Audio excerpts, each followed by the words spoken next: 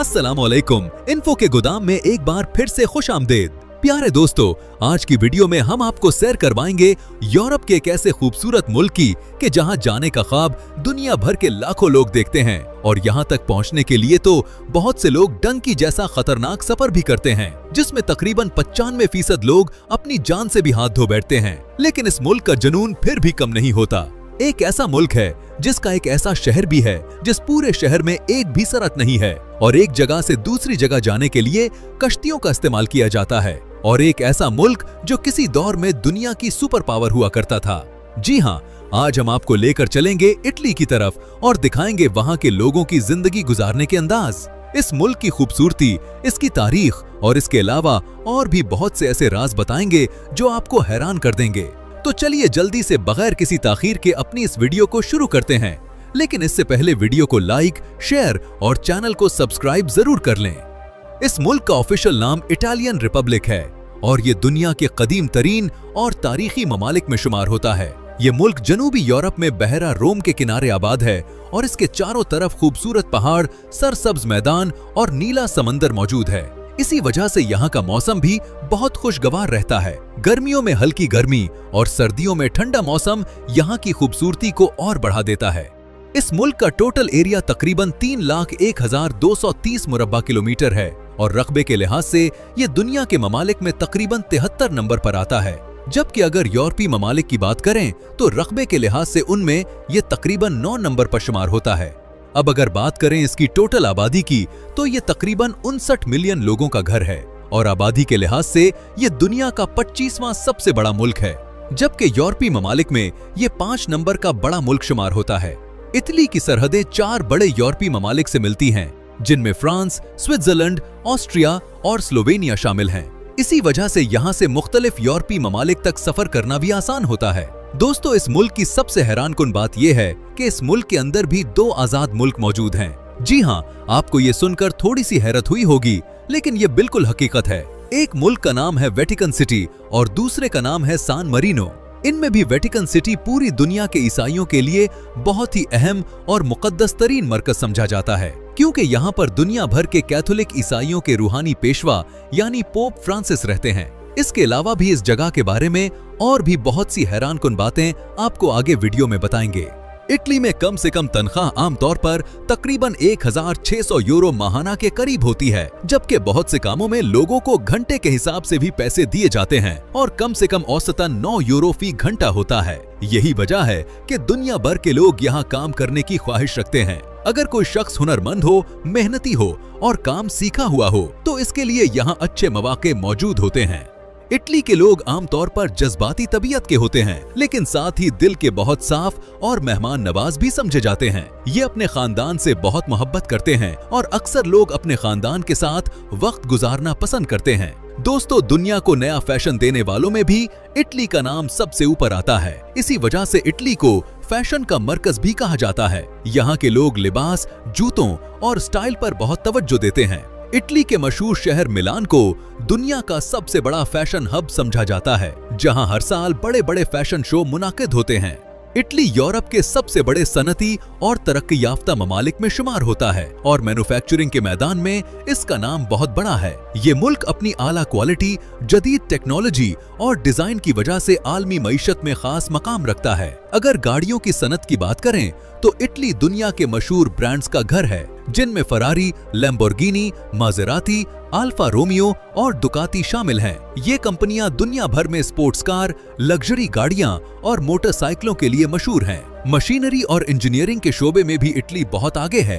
Fashion और कपड़ों की दुनिया में इटली का मकाम सबसे मुनफरिद है। दुनिया के मशहूर लग्जरी ब्रांड्स गुची, प्रादा, वर्साचे, अरमानी, फेंडी और वैलेंटिनो इसी मुल्क की पहचान है। यही वजह है कि इटली दुनिया के तरक्की याफ्ता, खुशहाल और मजबूत ममालिक में शामिल है, जहां मयार जिंदगी बुलंद है और लोगों को जदीद सहूलियात हासिल हैं।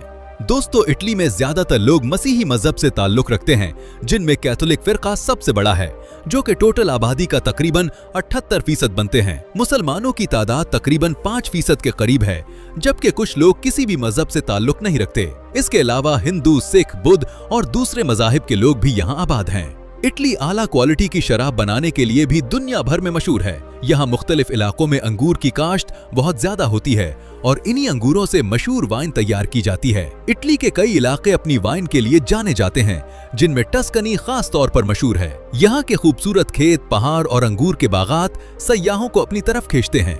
अगर आप इटली विजिट करना चाहते हैं तो आमतौर पर आपको शेंगन वीजा चाहिए होता है। इस वीजे से यूरोप के कई ममालिक का सफर मुमकिन हो जाता है। बहुत से लोग गैर कानूनी रास्तों से भी यूरोप पहुंचने की कोशिश करते हैं, जिसे आम जबान में डंकी कहा जाता है। ये सफर आसान नहीं होता। अक्सर लोग लाखों रुपए इंसानी स्मगलरों को देते हैं। ये स्मगलर बड़े बड़े ख्वाब दिखाते हैं कि चंद दिन में यूरोप पहुंचा देंगे, लेकिन हकीकत बहुत मुख्तलिफ होती है। पहले लोगों को दूसरे ममालिक भेजा जाता है, फिर वहां से सहरा, जंगलों, पहाड़ों और समंदर के खतरनाक रास्तों से गुजारा जाता है। कई दिन भूख, प्यास और खौफ में गुजारने पड़ते हैं। लोगों से मारपीट भी की जाती है और बाज को अगवा करके मजीद पैसे भी मांगे जाते हैं। दोस्तों, सबसे खतरनाक मरहला समंदरी रास्ता होता है। बहुत से लोग छोटी और पुरानी कश्तियों में सवार किए जाते हैं, जिनमें ना मुनासिब खुराक होती है, ना हिफाजती सामान। समंदर में तेज लहरें, खराब मौसम और कश्ती उलटने का खतरा हर वक्त मौजूद रहता है। हर साल सैकड़ों लोग इस रास्ते में जान गंवा देते हैं। बहुत से लोगों की तो लाशें तक नहीं मिलती। यही वजह है कि ये सफर दुनिया के खतरनाक तरीन सफरों में शुमार होता है। अगर कोई शख्स किसी तरह इटली पहुंच भी जाए तो मुश्किलात खत्म नहीं होती। वहां पुलिस की चेकिंग, कानूनी कागजात का मसला, रिहाइश का मसला, जबान का मसला और नौकरी ढूंढने की परेशानी सामने आती है। बहुत से लोग सालों तक गैर कानूनी हैसियत में रहते हैं, कम तनख्वाह पर सख्त मेहनत करते हैं और हर वक्त पकड़े जाने या डिपोर्ट होने के खौफ में जिंदगी गुजारते हैं। बहुत से नौजवान समझते हैं कि इटली पहुंचते ही पैसे बरसना शुरू हो जाएंगे, लेकिन हकीकत इसके बिल्कुल उलट है। किराया, खाना, ट्रांसपोर्ट और रोजमर्रा अखराजात बहुत ज्यादा होते हैं। अगर कानूनी कागजात ना हो तो अच्छी नौकरी मिलना भी मुश्किल हो जाता है। इसलिए जो ख्वाब दूर से खूबसूरत लगता है वो हकीकत में बहुत सख्त साबित होता है। ख्वाब देखना कोई बुरी बात नहीं, लेकिन ख्वाब को पूरा करने के लिए गलत रास्ता इस्तेमाल करना और अपनी जान को खतरे में डालना कोई अक्लमंदी की बात नहीं। इससे आपकी जान तो जाती ही है, लेकिन जो आपके पीछे वालों पर गुजरती है वो आप सोच भी नहीं सकते। इसीलिए हमेशा वही रास्ता इख्तियार करें जो कानूनी हो और महफूज भी हो। चले दोस्तों, अब आपको लेकर चलते हैं दुनिया के एक ऐसे हैरानकुन शहर की तरफ जहां एक भी सड़क नहीं है। जी हां, ये है वेनिस, जो इटली का निहायत खूबसूरत और मशहूर शहर है। दुनिया भर से आने वाला तकरीबन हर सयाह इस शहर को देखने की ख्वाहिश रखता है। शुमाली इटली में वाक़ई ये शहर मुकम्मल तौर पर पानी पर आबाद है। यहाँ आम सड़कों की जगह नहरें हैं और अगर आपको कहीं जाना हो तो कश्ती इस्तेमाल करना पड़ती है। यही वजह है कि ये शहर दुनिया के सबसे मुनफरिद शहरों में शुमार होता है। इस शहर में जो गंदगी और कूड़ा होता है उसको भी कश्तियों के जरिए शहर से बाहर मुंतकिल किया जाता है। दोस्तों, वेनिस के बारे में सबसे हैरानकुन और नाकाबिले यकीन बात यह है कि ये खूबसूरत शहर सदियों से लकड़ी की बुनियादों पर कायम है। कदीम जमाने में जब यहाँ लोगों ने आबाद होना शुरू किया तो ये इलाका आम जमीन नहीं था, बल्कि दलदली और नर्म मिट्टी वाला साहिली इलाका था। अगर लोग आम तरीके से घर बनाते तो इमारतें जमीन में धंस जाते। इस मुश्किल का हल निकालने के लिए लोगों ने करीबी जंगलात से मजबूत लकड़ियां काट कर लाए। फिर उन हजारों लकड़ी के सुतूनों को जमीन में कई मीटर गहराई तक गाड़ दिया गया। जब ये सुतून मजबूती से जमीन में जम गए तो उनके ऊपर लकड़ी के बड़े तख्ते बिछाए गए। फिर उन पर पत्थर और ईंटों की बुनियाद रखकर इमारतें तामीर की गईं। इस तरह पूरा शहर एक मसनूई मजबूत प्लेटफॉर्म पर खड़ा किया गया। अब सवाल ये पैदा होता है कि लकड़ी पानी में खराब क्यों नहीं होती? इसकी वजह यह है कि ये लकड़ियां मुसलसल पानी और कीचड़ में दबी रहती हैं, जहां ऑक्सीजन बहुत कम पहुंचती है। जब लकड़ी को हवा ना मिले तो वो जल्दी खराब नहीं होती। वक्त के साथ साथ पानी में मौजूद मादनियात और मिट्टी लकड़ी के अंदर जज्ब होती गईं, जिससे ये पहले से ज्यादा सख्त और मजबूत हो गईं।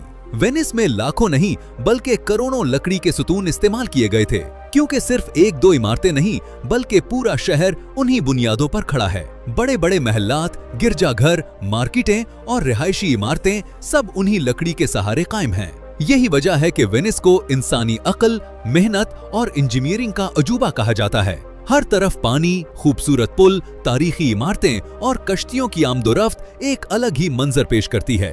वेनिस में 400 से ज्यादा पुल और तकरीबन 170 नहरें मौजूद हैं, जो इस शहर को एक जाल की तरह जोड़ती हैं।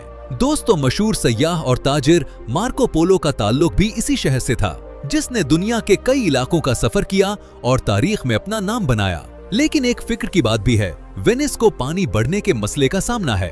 हर साल समंदर की सतह बुलंद होने और माहौलियाती तब्दीली की वजह से शहर के कुछ हिस्सों में पानी दाखिल हो जाता है। माहिरीन कहते हैं कि अगर दुनिया ने माहौल पर तवज्जो ना दी तो आने वाले वक्त में ये शहर मजीद खतरात का शिकार हो सकता है।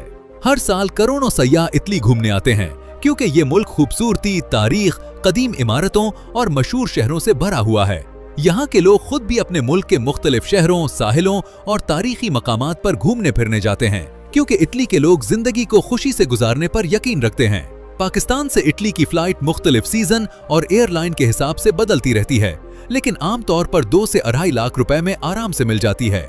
ज्यादातर लोग पहले रोम पहुंचते हैं, जहां मुल्क का बड़ा और मशहूर हवाई अड्डा लियोनार्डो दा विंची फ्यूमिचिनो एयरपोर्ट वाक़ है। एयरपोर्ट के अंदर जदीद सहूलियात, shopping area, restaurants, train services, taxi और बस सर्विसेज मौजूद है, जिसकी वजह से मुसाफिरों को रोम शहर जाना आसान हो जाता है। ये एयरपोर्ट इटली की खूबसूरती और जदीद निजाम का पहला तारुफ भी समझा जाता है। रोम शहर में सयाहों के आने की सबसे बड़ी वजह इसकी अजीम तारीख है। इस शहर को इटर्नल सिटी यानी हमेशा जिंदा रहने वाला शहर भी कहा जाता है क्योंकि हजारों साल गुजरने के बाद भी इसकी शान बरकरार है। रोम शहर की सबसे बड़ी पहचान कोलोसियम है। ये दुनिया की मशहूर तरीन तारीखी इमारतों और 7 उजूबों में भी शामिल है। कोलोसियम की तामीर तकरीबन 72 ईस्वी में रोमन बादशाह वेस्पेसियन के दौर में शुरू हुई, जबकि उसे 80 ईस्वी में उसके बेटे टाइटस ने मुकम्मल करवाया। इस इमारत को बनाने का मकसद अवाम के लिए तफरीह, ताकत का मुजाहिरा और सल्तनत की शान दिखाना था। ये एक बहुत बड़ा स्टेडियम था जहां एक वक्त में तकरीबन 50,000 से 80,000 तक लोग बैठ सकते थे। इस जमाने में इतनी बड़ी इमारत बनाना खुद एक मौजज़े से कम नहीं था। इसका डिजाइन गोल और बेज़वी शक्ल में बनाया गया ताकि हर तरफ बैठे लोग आसानी से मैदान देख सकें। कोलोसियम में कदीम जमाने के मशहूर मुकाबले मुनक्किद होते थे। यहाँ गुलाम जंजू, जिन्हें ग्लैडिएटर कहा जाता था, एक दूसरे से लड़ते थे। बाज औकात जंगली जानवरों के मुकाबले भी करवाए जाते थे। लोग दूर दूर से ये तमाशे देखने आते थे। रोमन बादशाह अवाम को खुश रखने के लिए ऐसे बड़े और खतरनाक खेल मुनक्किद करवाते थे। इस इमारत के अंदरूनी हिस्से में जमीन के नीचे सुरंगें, कमरे और रास्ते बनाए गए थे। वहां जानवर रखे जाते, जंगजू तैयार होते और मुख्तलिफ सामान रखा जाता था।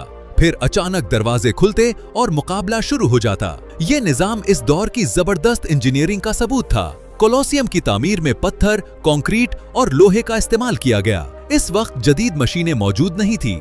इसके बावजूद इतनी बड़ी इमारत तैयार की गई जो आज भी खड़ी है। अगरचे जल्जलों, जंगों और वक्त के असरात से इसका कुछ हिस्सा टूट चुका है, मगर बाकी हिस्सा अब भी दुनिया को हैरान करता है। एक वक्त ऐसा भी आया जब रोमन सल्तनत कमजोर होने लगी तो ये इमारत नजरअंदाज हो गई। बाद में लोगों ने इसके पत्थर तोड़ तोड़ कर अपने घरों में भी इस्तेमाल किए, लेकिन फिर दुनिया ने इसकी अहमियत को पहचाना और इसे महफूज करना शुरू किया गया। आज ये दुनिया के कीमती तारीखी विरसों में शामिल है। हर साल लाखों सयाह कोलोसियम देखने आते हैं। जब लोग इसके अंदर दाखिल होते हैं तो वो सोचने पर मजबूर हो जाते हैं कि 2000 साल पहले यहाँ कैसा माहौल होता होगा, कैसे हजारों लोग शोर मचाते होंगे और कैसे मुकाबले होते होंगे। रात के वक्त जब कोलोसियम रोशन होता है तो इसकी खूबसूरती और भी बढ़ जाती है। ये मंजर देखकर लगता है जैसे तारीख आज भी जिंदा हो। अगर आप भी कभी रोम जाएं तो इस अजीम मकाम को देखे बगैर वापस ना आएं। रोम की एक खास बात यह भी है कि यहाँ हर गली, हर चौक और हर सड़क पर कदीम मुजस्समे, फवारे और तारीखी निशानियां नजर आती हैं। इनमें सबसे मशहूर ट्रिवी फाउंटेन है, जहाँ दुनिया भर से सयाह आकर पैसे डालते हैं। उन लोगों का मानना है कि ऐसा करने से उनके काम पूरे होते हैं, लेकिन पैसे डालने वालों के काम पूरे हों या ना हो, हुकूमत का काम बड़े अच्छे तरीके से होता है क्योंकि यहाँ से हर साल लाखों यूरो इकट्ठे किए जाते हैं। दोस्तों, यहाँ एक अहम हकीकत भी जान लें कि रोम जैसे बड़े सयाहती शहर में जेब तराश और चोर भी काफी सरगर्म रहते हैं। खास तौर पर वो जगह जहां सयाहों का रश ज्यादा हो, वहां एहतियात बहुत जरूरी है। कई सयाह मोबाइल, पर्स, पासपोर्ट या नकदी खो बैठते हैं। इसीलिए अगर आप कभी यहाँ जाएं तो अपने सामान का खास ख्याल रखें, बैग सामने रखें और हुजूम वाली जगहों पर ज्यादा मोहतात रहें। ये सुनकर कुछ लोगों को हैरत होती है कि एक तरक्की याफ्ता और जदीद मुल्क में भी ऐसे जराइम क्यों होते हैं। हकीकत यह है कि दुनिया के तकरीबन हर बड़े शहर में जहां लाखों सयाह आते हों, वहाँ ऐसे मसाइल लाजमी पैदा होते हैं। रोम भी एक मसरूफ आलमी शहर है, इसलिए यहाँ पुलिस और सिक्योरिटी इदारे मुसलसल निगरानी करते रहते हैं। दोस्तों, इटली की तारीख में एक वक्त ऐसा भी गुजरा जब बाज इलाकों में माफिया गुरोहों का बहुत असर और रसूख था, खास तौर पर जुनूबी इटली में। इसी वजह से पुरानी फिल्मों और हॉलीवुड की कहानियों में अक्सर इटालियन किरदारों को विलन के तौर पर दिखाया जाता था। लेकिन आज का इटली एक जदीद, तरक्की याफ्ता और मजबूत यूरोपीय मुल्क है, जहां निजाम पहले से कहीं बेहतर हो चुका है। रोम की नाइट लाइफ भी दुनिया भर में मशहूर है। रात के वक्त यहाँ की सड़कें रोशन हो जाती हैं, कैफे, रेस्टोरेंट्स, मौसीकी के मकामात और तफरीही जगहें खुल जाती हैं। बहुत से लोग शाम के बाद दोस्तों के साथ बाहर जाना, खाना खाना और शहर की खूबसूरती देखना पसंद करते हैं। अगर पाकिस्तानी कम्युनिटी की बात करें तो रोम के मुख्तलिफ इलाकों में पाकिस्तानी खानदान आबाद हैं। यहाँ पाकिस्तानी दुकानें, रेस्टोरेंट्स और कारोबार भी मौजूद हैं, जिसकी वजह से हलाल फूड भी आसानी से मिल जाता है। इटली का दारुल हुकूमत भी रोम ही है। ये वही अजीम शहर है जहां से कभी दुनिया की ताकतवर तरीन सल्तनत रोमन एम्पायर का आगाज हुआ था। एक वक्त था जब रोमन सल्तनत यूरोप, अफ्रीका और एशिया के बड़े हिस्से पर हुकूमत करती थी और उसे दुनिया की सबसे मजबूत सल्तनतों में शुमार किया जाता था। इस्लामी तारीख में भी इस सल्तनत का जिक्र मिलता है और बाद में मुसलमानों ने अल्लाह की मदद से रोमी ताकत को शिकस्त दी। हजरत उमर बिन खत्ताब रजी अल्लाह ताला अन्हो के दौर में मुसलमानों ने बड़ी कामयाबियां हासिल की और तारीख का रुख बदल दिया। इस वक्त रोमी सल्तनत को शिकस्त देना भी एक बहुत बड़ा कारनामा समझा जाता था। आज इटली में पाकिस्तान के लोगों की भी बड़ी तादाद आबाद है। पाकिस्तानी कई दहाइयों से यहाँ रह रहे हैं, काम कर रहे हैं और अपने खानदानों के साथ अच्छी जिंदगी गुजार रहे हैं। सबसे ज्यादा पाकिस्तानी ब्रेशिया शहर में रहते हैं, जबकि इसके अलावा मिलन, रोम, मोदेना, बोलोनिया और क्रेमोना में भी बड़ी तादाद में पाकिस्तानी मौजूद हैं। ये लोग कारोबार, फैक्ट्रियों, ड्राइविंग, टेक्निकल काम और दूसरे शोबों में अपनी मेहनत से कामयाबी हासिल कर रहे हैं। ज्यादातर पाकिस्तानी लाहौर, सियालकोट, गुजरावाला, फैसलाबाद और रावलपिंडी जैसे शहरों से जाकर वहां आबाद हुए हैं। इसी वजह से जब आप इटली के कुछ शहरों में जाएंगे तो पाकिस्तानी कम्युनिटी वाज़े तौर पर नजर आएगी। वहाँ पाकिस्तानी दुकानें, रेस्टोरेंट्स, कारोबार और अपनी सकाफत के रंग भी देखने को मिलते हैं। इसी तरह इंडिया से ताल्लुक रखने वाले लोग भी बड़ी तादाद में इटली में आबाद हैं। अगर इस मुल्क में रहने के खर्च की बात करें तो ये शहर के हिसाब से मुख्तलिफ होता है। अगर मजमूई खर्च देखा जाए तो छोटे शहर में एक फर्द या छोटे खानदान का खर्चा तकरीबन 900 से 1500 यूरो माहाना हो सकता है, जबकि बड़े शहरों में यही खर्चा 1700 से 2500 यूरो या इससे ज्यादा भी जा सकता है। इसीलिए अगर कोई शख्स इटली आने या नौकरी करने का सोच रहा हो तो इसे तनख्वाह के साथ अखराजात भी जरूर जहन में रखने चाहिए, क्योंकि ये यूरोप के निस्बतन महंगे ममालिक में शुमार होता है। दोस्तों, एक हैरानकुन बात यह है कि रोम शहर के अंदर ही एक अलग और आजाद मुल्क मौजूद है जिसे वेटिकन सिटी कहा जाता है। ये दुनिया का सबसे छोटा मुल्क है, लेकिन मजहबी लिहाज से इसकी अहमियत बहुत ज्यादा है। यहाँ दुनिया भर के कैथोलिक मसीहियों के रूहानी पेशवा यानी पोप रहते हैं। वेटिकन सिटी में मौजूद मशहूर चर्च सेंट पीटर्स बेसिलिका दुनिया के सबसे बड़े और अहम गिरजाघरों में शुमार होता है। हर साल लाखों लोग यहाँ जियारत और सयाहत के लिए आते हैं। गिरजाघर के अंदर दाखिल हों तो सोने जैसी सजावट, खूबसूरत संगमरमर, तारीखी मुजस्समे, बुलंद छतें और हैरत अंगेज फन्ने तामीर देखने को मिलता है। यहाँ पिएटा जैसा मशहूर शाहकार भी मौजूद है, जिसे देखने दुनिया भर से लोग आते हैं। ये जगह सिर्फ इबादतगाह नहीं बल्कि तारीख, रूहानियत और खूबसूरती का एक अजीम मरकज है। अगर कोई शख्स रोम जाए और सेंट पीटर्स बेसिलिका ना देखे तो समझें इसने एक बड़ी चीज छोड़ दी। चले अब चलते हैं नेपल्स, जिसे दुनिया भर में पिज़्ज़े की पैदाइश की जगह भी कहा जाता है। ये शहर रोम से तकरीबन 228 किलोमीटर के फासले पर वाक़े है। नेपल्स एक निहायत तारीखी, खूबसूरत और जिंदा दिल शहर है, जहाँ कदीम इमारतें, तंग गलियां, समंदर का खूबसूरत मंजर और पुरानी तहजीब आज भी महसूस की जा सकती है। नेपल्स के करीब एक मशहूर तारीखी मकाम पोम्पेई मौजूद है। ये वो जगह है जिसे देखकर आज भी लोग हैरान रह जाते हैं। तकरीबन 2000 साल पहले यहाँ लोग आम जिंदगी गुजार रहे थे, बाजार आबाद थे और लोग अपने कामों में मसरूफ थे। लेकिन अचानक करीबी आतिशफिशा माउंट वेसुवियस फट पड़ा। आतिशफिशा के धमाके से गर्म राख, धुआं और लावा पूरे शहर पर आ गिरा, जिससे हजारों लोग चंद लम्हों में हलाक हो गए। बाद में राख और मिट्टी ने पूरे शहर को ढांप लिया, जिसकी वजह से बहुत सी इमारतें, गलियां और इंसानी जिस्म महफूज हालत में रह गए। आज भी सयाह पोम्पेई जाकर 2000 साल पुरानी तारीख अपनी आंखों से देखते हैं। चले अब चलते हैं मिलान, जिसे फैशन की दुनिया का दारुल हुकूमत कहा जाता है। ये शहर जदीद जिंदगी, कारोबार, डिजाइन और ब्रांड्स के लिए पूरी दुनिया में मशहूर है। यहाँ पाकिस्तानी कम्युनिटी की भी बड़ी तादाद मौजूद है, जो मुख्तलिफ शोबों में काम कर रही है। इस शहर का मशहूर शॉपिंग मॉल गैलरिया विक्टोरियो इमानुएले सेकंड दुनिया के खूबसूरत तरीन शॉपिंग सेंटर्स में शुमार होता है। इसकी इमारत, शीशे की छत और कदीम डिजाइन देखने वालों को हैरान कर देता है। इसके अलावा भी इटली में कई मशहूर शहर मौजूद हैं, जिनमें फ्लोरेंस, बोलोनिया, टुरिन, सिसिली और दीगर खूबसूरत इलाके शामिल हैं।